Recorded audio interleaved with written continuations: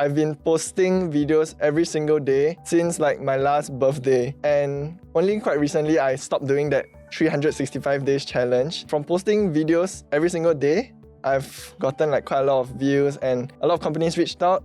And yeah, just so happened that one of them was the IME Entertainment, and then I think they ordered 500 keychains. At that time, I wasn't so focused on, I gotta like make this our business and everything. It was just for fun. Getting sales was definitely really tough because nobody knew about my business at that time also. For my small business, it was really just a lot of trial and error. I was afraid to try a lot of things, but I still did it anyway. And I think it's about risk management. So I didn't want to go into something like put all my eggs in one basket. Like that is a bit too risky for me. But I'm not really afraid to just try different things. So whenever I try different things, I reflect a lot and I think, what can I learn from this? If it's not good, I'll really just like stop.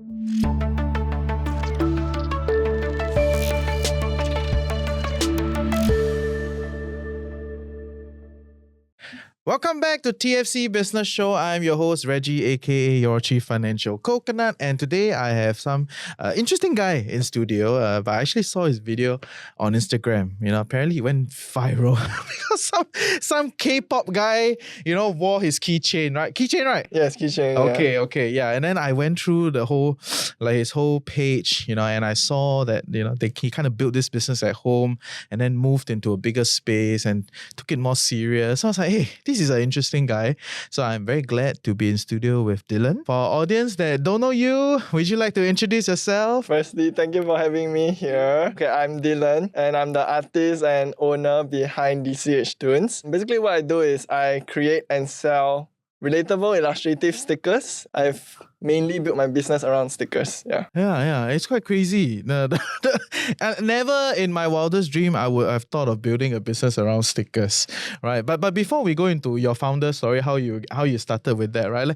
Tell me a little bit. What the hell happened with the whole K-pop star thing? Yeah. Okay, so basically what happened is there was this company called IME Entertainment, and they bought my keychain, my $100 million note keychain.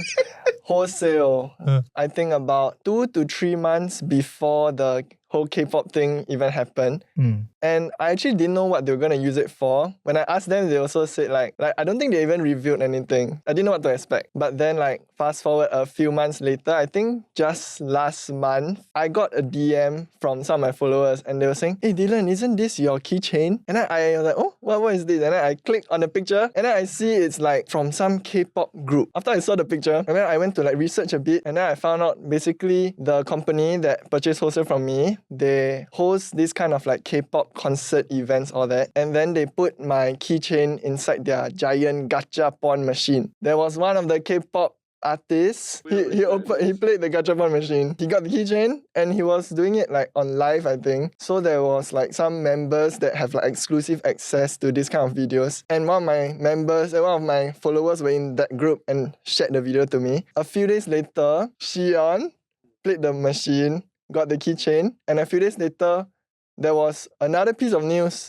from my followers that told me that the keychain appeared on another member's bag, and his name is Yushi. From speculation, they said maybe Xion gave the keychain to Yushi. Yeah, so after that happened, I went to research a bit and see videos of Yushi walking with the bag and my keychain dangling there, and it was broadcasted on different media channels. And I was like, oh my goodness, it's so cool. Yeah. So of course I had to make a video about it. I saw. And you zoom in. It was a bit pixelated, the picture. Yeah, I tried to make the most of what I have. Yeah, but you zoom in the thing. You see. Yes, So yes.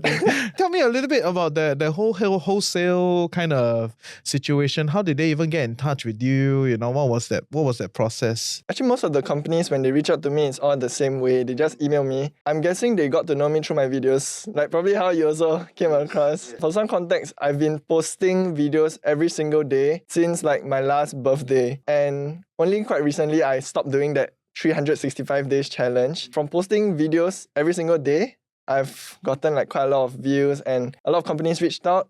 And yeah, just so happened that one of them was the IME Entertainment. And then I think they ordered 500 keychains. Walk us through, how do you start this whole thing? It all goes back to 2021, when I first started this brand dchtoons. It wasn't even a business at first. It was just like an art account where I drew comics for fun. And after a year of doing that, I kind of wanted to like monetize it a bit. So that's when I started thinking of like, oh, what kind of illustrative merchandise can I do? And stickers, like to be honest, they were the lowest cost thing to make. And it also allowed me to explore making more designs. Like for example, if I made a t-shirt, it would cost a lot and I could probably only do like one design. The reason why I wanted to even monetize it, right, was because at that time, when I started to monetize, it was 2022 already. So I was 18 years old. I wanted some financial independence. Like, I wanted to be able to earn my own money so that I can spend on the own things I like can go out with friends, can buy the own food that I like to eat. It was a way to like kind of give me my own pocket money. Yeah. Who knew now you can buy your own house? No, I cannot yet. Cannot.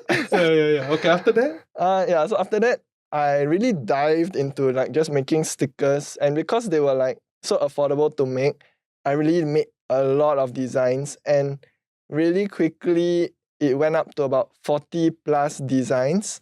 And at that point, I was thinking I wanted to explore something different. So I started to do booths. I think that was kind of when my business started to feel more serious, because I wasn't just like behind the phone, like trying to make videos and put up like advertisement kind of things. I was actually at a booth talking to real customers, and like people are actually buying from me upfront in real life. Basically what I did to kind of grow the business was every time I earn like this amount from the booth, I take like almost all of it, I put it into the next booth to pay for the rental, but always keeping like a little bit to save up. And yeah, I did like a lot of booths, maybe about 10 booths later. The business has already grown quite significantly. My Instagram account was at 500 followers. And maybe after like a couple of booths, every booth I'll get maybe like 50 to 100 followers, because I put like my socials on the backing card like that. After like quite a number of booths, I hit 1,000 followers, and it was like a really huge milestone. And when I hit 2.5k followers, that was when I did that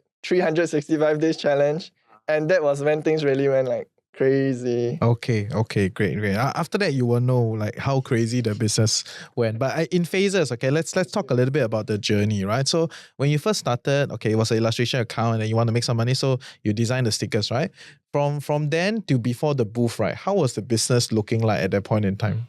Your personal experience, yeah. Okay, I would say that was probably one of the toughest parts. But at that time, I wasn't so focused on, I gotta like make this whole business and everything. It was just for fun. But at that time, getting sales was definitely really tough, because nobody knew about my business at that time also. But mostly a lot of my family and friends were supportive. In a way, I think that was something that contributed to made me want to grow the business more, because I realized even though my business was earning money, it was from my family and friends. So it's like, I don't want to like run a business to take money from them. I want to take money from other people that I don't know. From K-pop fans, which you don't even remember the artist name. Okay.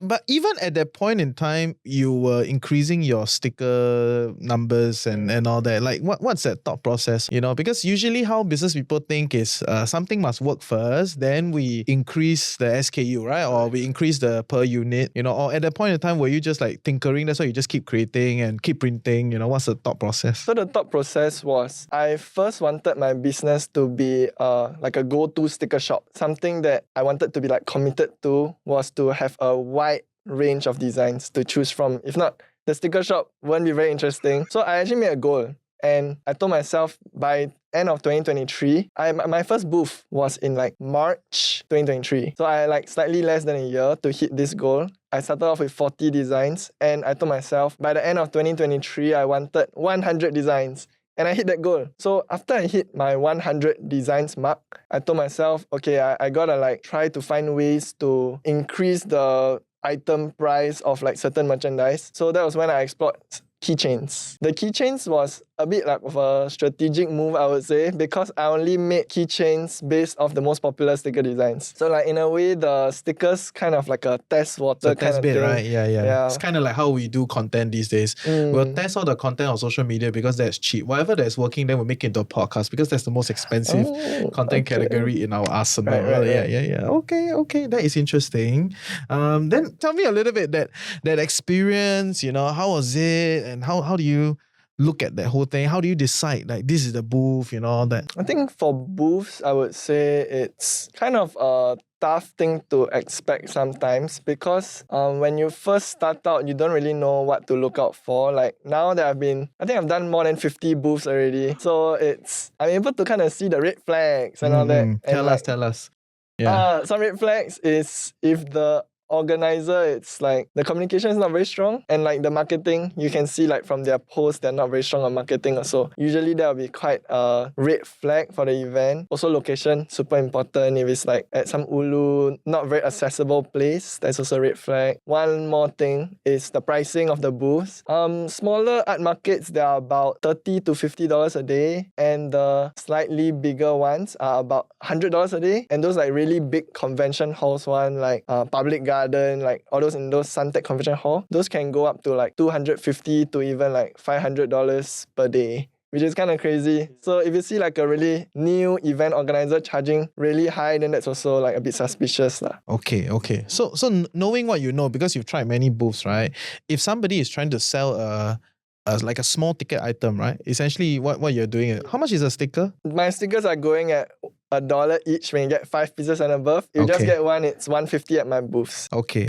And then the keychain is about $8. Yeah. Okay. So I would just collectively call it like a small ticket item lah. Like people do small little things and you want to sell at art market or something. So if someone wants to recreate your strategies in the booths, right? Or if you were to redo this whole thing after trying 50 booths at different price point, like what would be the strategy? What works? I think, my pricing strategy that I think really worked for me is that instead of pricing my items like what you would normally see, like 5 for something, 3 for something, like I could have went with 5 stickers for $5, but instead I went with 5 pieces and above, $1 each for all the stickers. So that way it kind of removes that limitation, and when shoppers like kind of pick the stickers, they won't have to choose in multiples of 5. They just take what they like. And with $1 being quite a low value, people don't usually think much of just taking a sticker. So I mean, honestly, I see the buyers, right, when they take the stickers, they don't even notice that they have taken like 20 stickers. And then end up $1 sticker becomes a $20 purchase. So I think that was what really worked. That whole idea, I think it came from Daiso at that time before they increased their price. So it was the $2 items there, everything's $2. I remember falling into that, like every time I enter Daiso, I come out spending much more than $2. Yeah. Okay. So you're becoming like a capitalist, right? Like a shrewd capitalist. It's like, $1, never mind. Just take. Yeah. But is that so that is the pricing mechanism, right? Yeah. But are there certain booths that you think, or certain, because for some reason I know a little bit about this booth space, right? Like the popular ones, right, are snapped up, right? You especially as a new entrant, you don't bring extra value to the market, right? You kind of queue up with everybody. I think that's probably your experience also. So like but with your following today, the people, they probably give you even pro rate. They just want you to be there. There's those are stuff, right? But when you first start, you're nobody. So if somebody is doing that, what are some booth spaces that you think is like underrated that you should try? Certain areas at certain price point makes sense? It's honestly quite hard to say because the whole event space market is always evolving. But like sometimes when I first started out, some of the places that I boothed at, now the market is like a bit slower also. So may not be like what worked back then might not work now, like in terms of the event venue. But actually there's a lot of event spaces that don't have curation. So you don't actually have to wait for the results whether you're in. There's a lot that you can just apply and get. So those are definitely the kind of options I would go for if I were to like just start out. And I think those small booths, usually I haven't tried one yet, but I've seen a lot of my small business owner friends do them. But the reason why I haven't done them is because I'm still schooling, and usually it's like a whole week long. So there's like weekdays, but the traffic there is definitely quite guaranteed. Yeah. So the commitment is if you were to do that, you have to be there the whole week lah. Yeah, for the essentially. shopping malls. For the one. shopping Yeah. malls. Okay, interesting. So then I think just now you were also talking a little bit about how when you were doing all these booths, you essentially have very direct feedback with your customer base, right? Like how was that kind of iterative process and how did it inform your new launches or your new stickers, or like how does that work? I mean, for us, when we do a business, when you interact with your customer, the customer will tell you all sorts of things, right? And then maybe a bit need to be a bit bigger, maybe this series is cuter, need to do more, that one nobody wants, like how was that kind of like feedbacking, live session with them, and how did it inform your future business strategies or your new product launches?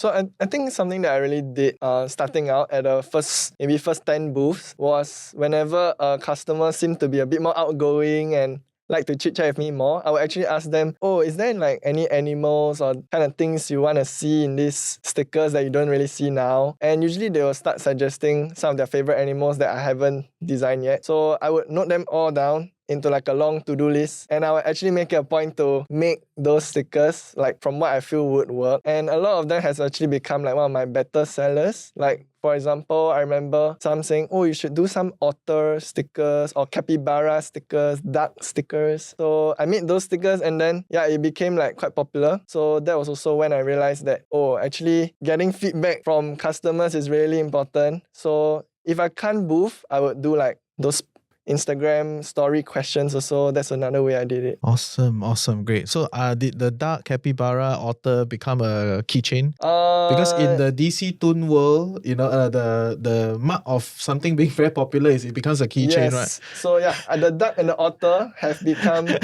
keychains. Capybara, not yet. So your capybara fans, you gotta work harder, visit the booth, buy more, then you'll know, say, let's make this a keychain. Let's talk a little bit about the content strategy, right? Because, for start 500 to like 2005, and then you did that whole like 365. I don't know how y'all do it, lah, but but it's a thing. Okay, so like in TFC, we have like a 10-man team.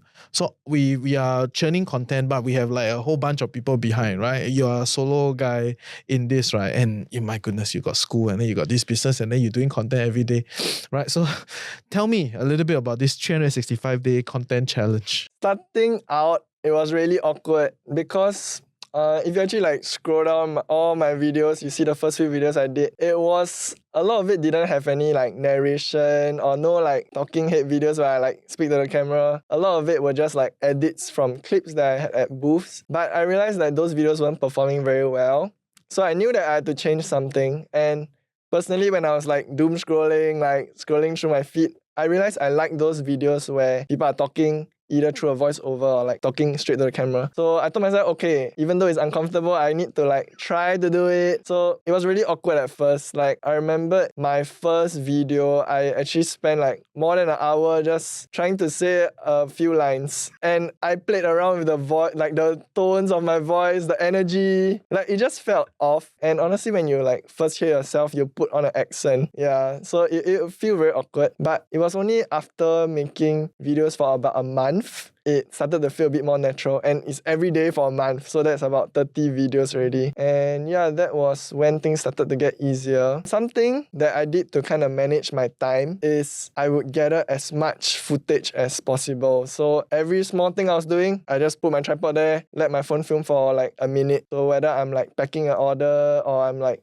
cleaning up my room to start packing orders, like every small little thing. And honestly, doing those videos where you have to record lines, it can be quite time consuming. So just to hit the quota of 365 days, I filled up those gaps where I couldn't do those voiceover videos with edits. Some of the edits I would do is like POV, you're a small business owner with big dreams, like just put a line, caption, and then you just throw in some clips. Some of them actually did quite well, surprisingly. So sometimes it's like a mystery. Those lower effort videos can actually perform better. So it's true.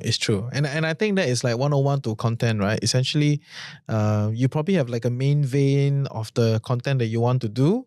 But then in between, because you got no time, then you just have to throw in some fillers, right? Animator, we call it fillers, right? Just throw in some fillers, keep the thing going, keep people engaged. But then the main content will come back whenever it is ready, right? Okay, fair. So yeah, let's tell the audience. Let's review to the audience.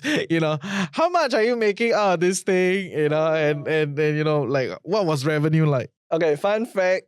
I registered my business about a year ago. So since then, the revenue generated is quite mind-blowing when I did the math, but it was past 100K. Oh my god. Selling stickers and keychains. Okay, but to be honest, it doesn't just come from selling stickers. Like I've created a few income streams that contributed to this, but it's all under dchtoons. I think there's like 5. So first is my website. Another one is booths. I have a sticker club which like helps me get. There's a sticker club. Yeah, I have a sticker club. Okay. Yeah, sticker club members really nice and they support me monthly. Okay. I also. So how does it? It's a subscription model essentially. Subscription, correct. Okay, correct. so then you will give them like a blind box or all sorts of stickers inside, is it? Every month you get like mystery stickers and like it's actually the same price, if not better than what you would get when you buy from my website. So like on my website you get 5 stickers, it's $5, right? For my sticker club, you also get, it's $5. You get 5 stickers plus unique print for that month. So it's like a motivational print.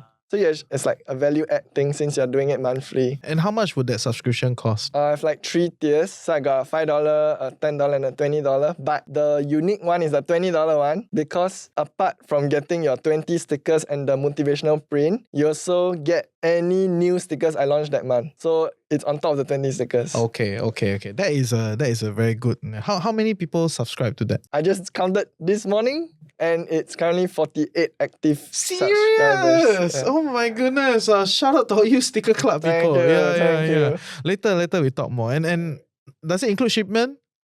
The cost? Probably not, right? Shipment is probably quite expensive, right? For $5 ticket. No leh. It's actually like, because sticker club is only open to locals. So with stickers being so small and light, I'm actually able to mail it out. So it's not as costly. Okay. Later we can talk a little bit about the logistics side of the business. Yes. Okay, what else? What are the other income streams? Right? Wait, I've said what? Website. Booth. Sticker club. Consignments at retail shops. And another one would be quite a huge portion, which is when I design for brands. So that one is more of a service. How much of that accounts for like designing for brands? So designing for brands is like out of the 100K-ish, it will be about 40% of it. Yeah, so 40% of it comes from designing for brands and working with companies, wholesale orders. I think, cannot say a quick tip but I think for a lot of business, because there's a lot of the so-called wisdom out there to tell people to focus. When they're doing a business, don't spread yourself too thin. But I think, Dylan here has essentially showed you that, some things can be kind of done together. There's some symbiotic element to this, right? Because if you didn't do your website, your online, your presence, and like make that $1 sale, you wouldn't have gotten your $30,000-$40,000 deals, right? So it's kind of like together. And I think that's an important part to all, businesses or like aspiring business owners. You do need to kind of see it from that right? But it's a bit of a dance. It's not so clear. But somehow everything like connects in a way. Something that I also realized is connections is like really big thing. And a lot of connections actually came from doing booths. So because when I'm doing booths, I'm putting myself out there, interacting with strangers, right? You really don't know who you can meet. And actually a lot of things have branched out from doing booths, especially like wholesale orders. What is your best month? Right, and like so 100,000 is like your top, like that's your whole year thing, right? Just before I go into supply chain, I just want to understand like what's your best month and why? Okay, my best month was right after my first viral video. Okay, a little bit of context about that viral video. So I registered my business around end of May, and then I did my daily posting since middle of June. And then about 1 month in, I got my first viral video. And that was a video talking about why I offer free delivery on all my stickers. And after the rest of the video is just talking about my whole sticker business. And it got like 10 point something K likes. And then views is inching towards 1 million already. So until now, I'm still getting likes, and it's been almost a year. So that month, the video that went viral was in July. In August, it already kind of built up. So August, there was a combination of viewers from my TikTok, from my Instagram, and in total generated 15K in that month. Just which is- online sales. Yeah, and at the time, I also had a few income streams, no projects with companies yet, but I went to check, 12 point something came from the website alone. And the rest Nice. came from booths and consignments. You also talk a little bit about consignment. Consignment is probably not a big part of your business, right? It's something you're trying. Is that a situation? It's something that I wish to expand in the future because it's something that really the nature is a bit more passive. Yeah, so basically what it is there's some physical shops that are willing to put my stickers at their shop, and then I get paid per unit sold, and that has actually contributed to quite a consistent income. So every month I'm able to expect that I can actually generate this amount. What is the kind of split? Because for all of you tuning in, if you don't know, consignment essentially means that you carry the cost, right? You carry the product, you put it where they are, and then when they sell, maybe they get 30%, maybe they get 20%, depending on what's your arrangement, right? So is there some ballpark to help us understand better? Yeah, so the different shops that I work with quite a few to like test out, but currently the ones I'm working with is the Alley. So they have like 4 outlets that have my stickers. And then one that I've been working with for quite a long time is Hengbox Supplies, which is a Korean stationery shop at Haji Lane. So that was also why I chose, because it's like a good location, tourist attraction. And yeah, the consignment, usually the rates would be between 20 to 40%. Like they would take 20 to 40% of the revenue generated. But because that is quite a hefty chunk, it also means that I had to increase my prices slightly when it's sold there. But actually that was something I kind of learned after a few months in, because when I first did my very first consignment, I sold it at the exact same price as what I did on my website, because I had the fear that people would see my website and find it cheaper, or and they'll just get it from my website and not buy from the shop. So I told myself, okay, you know what, I'm just gonna absorb the cost and price it the same. But it turned out that I didn't earn much after they took the huge cut. And then I kind of decided to increase the prices there by just $1 more. And in a way, it justified itself, because I started to get messages from followers saying, oh, I need this sticker in a rush. How long will the delivery take? And delivery is something that is out of my control. It takes time to pack it and mail it out. So by the time they get it, the party would have ended already or something. They're getting it for birthday It's or them something. sian to get it after your celebration. Correct. Okay. Yeah. So end up they will say, oh, do you have a booth going on now? But the odds of that happening is really low. And they would say, do you have any physical shop? Owning a physical shop yourself is really expensive. You have to pay for the land. A way to kind of get around that was working with these consignment shops. And that way I could direct people to these shops and say, oh, my stickers are actually at this shop. You can get them.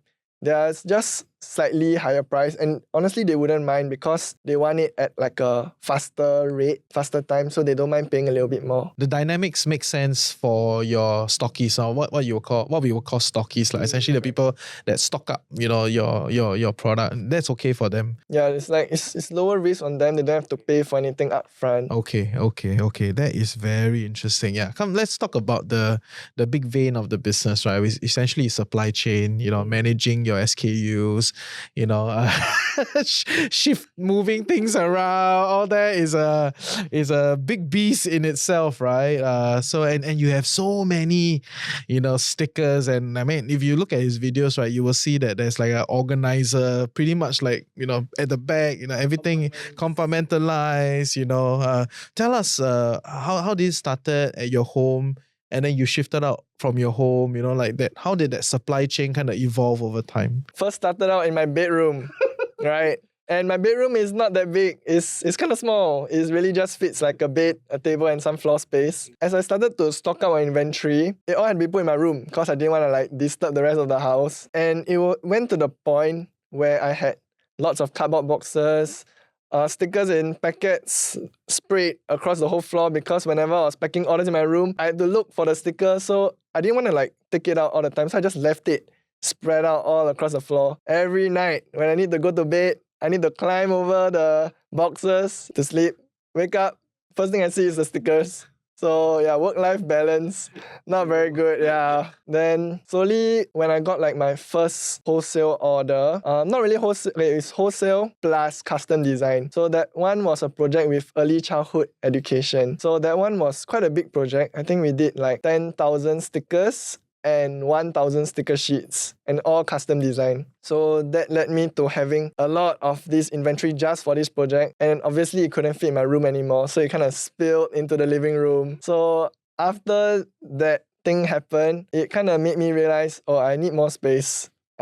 So I started to look for places to rent. I even was so ambitious. I was thinking, hey, it's time to get my own physical shop. But after I saw the price, I was like, never mind, it's too expensive. So I started to look for alternatives. And then I came across storage spaces. So it was something that I could like work around. So it's actually meant to just store any like, maybe you got extra furniture in your house, you don't want to throw, you just want to keep it somewhere. That's like kind of the main use for it. But I told myself maybe I can make it into like my own little studio. So I just looked for storage units nearby and I found one. It was quite nearby, just like a few bus stops away. And end up I transformed it into my own studio and I was able to hold a lot more inventory and hire my friends to pack wholesale orders for me. And yeah, it's really good. Like it helped me kind of separate my work life and like resting time also. But I would say when I'm in the studio, I'm just doing work. When I'm home, I'm resting. I thought this would kind of like solve the issue about work-life balance, but I end up staying at the studio until very late.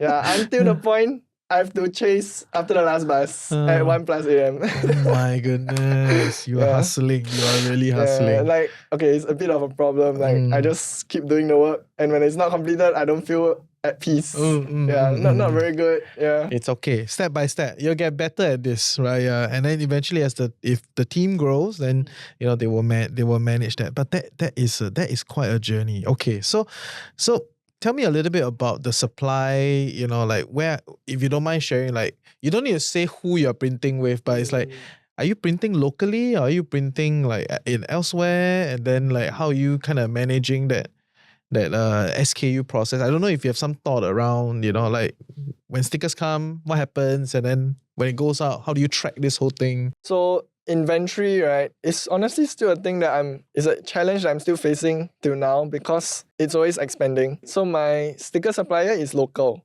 And reason being because that's my main product, I want to be able to like work with the supplier really closely. And whenever I have those like corporate companies reach out, want to get wholesale orders or that, the turnaround time needs to be really quick. And yeah, having a local manufacturer is the best option, I feel. For keychains, which is like a bit higher cost to make, I started out wholesale, but as I approached like the thousands in pieces, I realized that, actually purchasing it from overseas is much better. So I decided to do overseas for keychains, but local for stickers. So tell me a little bit more about that distribution process and to your customers. How do you kind of ship it to them? And yeah, talk a little bit about that. My website, it's open 24/7. So basically, when an order comes in, right now, the orders is quite a big chunk of time requirement. Like packing the orders needs a lot of time. So I actually have my mom.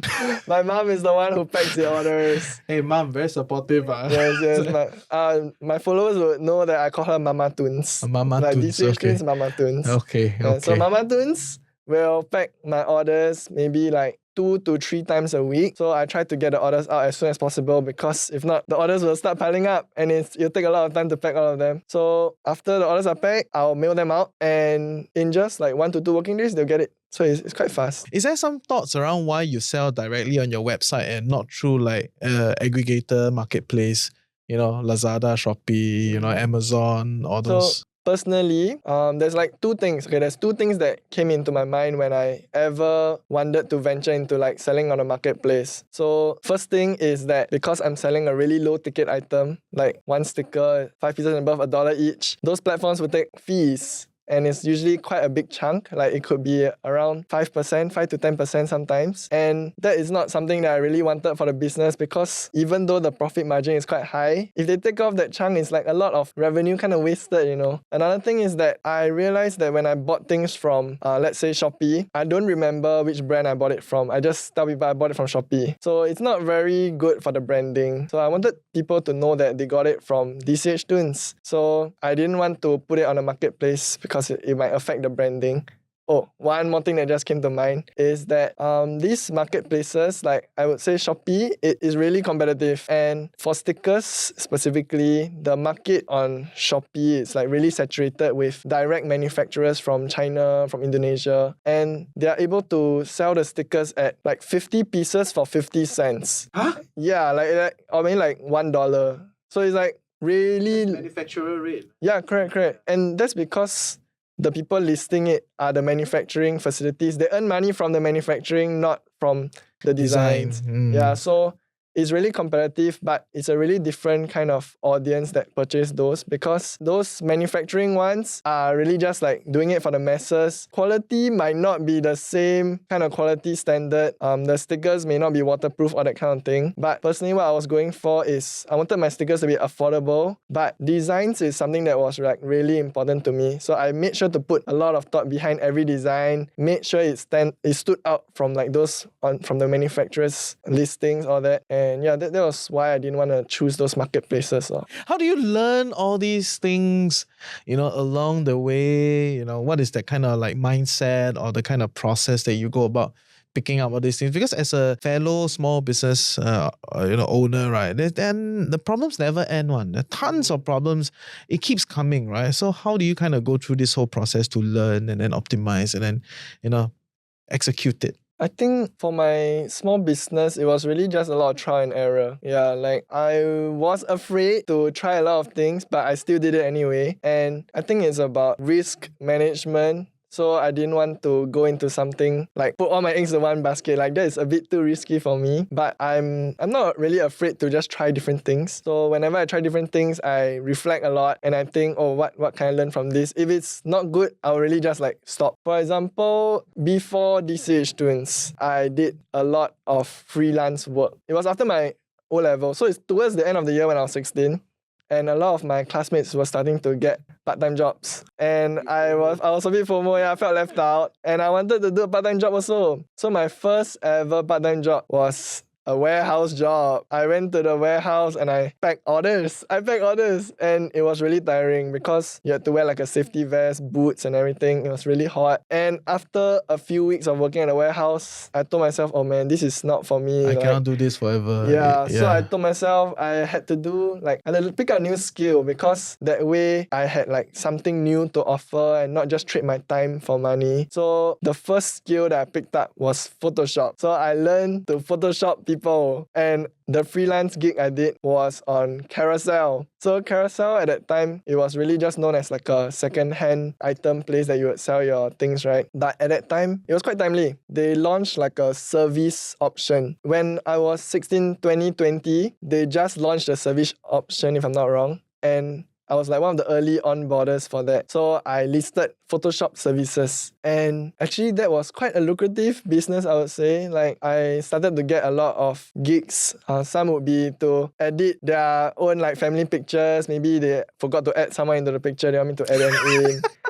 But I think the one that was like quite lucrative was when photographers started to reach out, and maybe they got a lot of wedding set, like a few hundred photos of a couple at a wedding. And generally like photographers, they'll be able to edit in bulk in Lightroom, like the lighting and all that. But sometimes the client wants like slimming, and that is not something you could do. You have to really take time on each picture for that. And some of the photographers are willing to pay me to edit every single photo to slim down the person. So that contributed a lot of revenue to like the Photoshop business. But there was a reason why I shifted away from that. It was because I realized it was quite a trading time for money kind of thing, not very scalable. Because after all, it's a service business. Only way I could expand it was to charge higher. And at a certain point, I couldn't charge any much higher because it'd be too far from the market rate. So I told myself I wanted a product business. And that was when the idea of doing a sticker business came into play. But stickers weren't also my first product. I am a person that didn't like to take so much risk, right? So I did print on demand. So I tried a couple of different marketplace platforms, and I didn't want to hold any inventory because I told myself, if I hold into any inventory, there is risk. I want to run this business risk-free, So I put my designs on different marketplaces, put it on anything, t-shirt, mugs, stickers also. But those didn't do very well because I didn't have the products on hand. I couldn't do any like marketing or advertising, all that. So that was when I decided to start holding some inventory, which gradually led to now, because when business gets better, I start holding more inventory. Do you start with only a sticker inventory, or do you try like the different products also? For this Yeah, business, when you first started this, only stickers. Only stickers. Yeah, because okay. those were the lowest cost to make. Okay. Great. I really thoroughly enjoyed this story, I don't usually say this because I have a lot of stories. So, but I think it is so mind-blowing to hear your journey, testing it out, and I think you divulge pretty much everything, to the audience. So I appreciate that. Thank you. Is there anything you want to say about like the future of the brand? Where do you want to bring this, and for people that want to connect with you, where can they connect? Okay, you want to connect with me? You can find me on my socials, Instagram and TikTok at dchtoons. My website, dchtoons.com. And you still stick to .com, never do like .co, .io. never, I feel like .com is still like quite clean and simple, right? Yes, okay. And in regards to like future plans, I plan to expand into wholesale more. So I really hope to start doing more wholesale orders and get my stickers into more physical shops. Hopefully international into the future, because currently I'm working with just local companies. Has it been a challenge trying to scale internationally, or is that just like you just let it run? Honestly, I'm just letting it run because what I'm doing now is working, and I'm just gonna keep creating videos. And I think by continuing that mindset of putting myself out there, an opportunity that might link to an overseas thing might happen. Great. Thank you for your time. I think that was a great story. If you want to connect with Dylan, he has shared with you where to go, dchtoons, Instagram, on his website. So yeah, I think this is an inspiring story for anybody that's trying to start out, right? I don't think it's just about the youth, but I feel the pressure, So 16-year-old these days gotta start new things, 17 start a business, it's like 21, is it? Are you 21 this year. 21 this year as a 100,000 revenue business. Oh my goodness, what's going on? So the numbers are catching on, so a bit pressure. But we all start somewhere. Ultimately, you'll find the way forward for the things that you like, but also a business model that makes sense. Because you don't just pursue passion for passion. It will become a passion. It's just it will never get to run like a business. So yeah, with that, I hope you enjoyed today's episode. If you like what we do, go to thefinancialcoconut.com, put your email there so that I can route out of the algorithm. Algorithm is damn shit, right? We are constantly chase the algorithm to reach you, but I don't want to do that. I just want to reach you. So, put your email on our website so that when we have the next update on what is an interesting episode, we have a next event, we have next thing for you, we can reach you directly. So go to thefinancialcoconut.com to put your email address. Meanwhile, that's all. We'll see you at the next TFC Business Show. Bye-bye. Bye.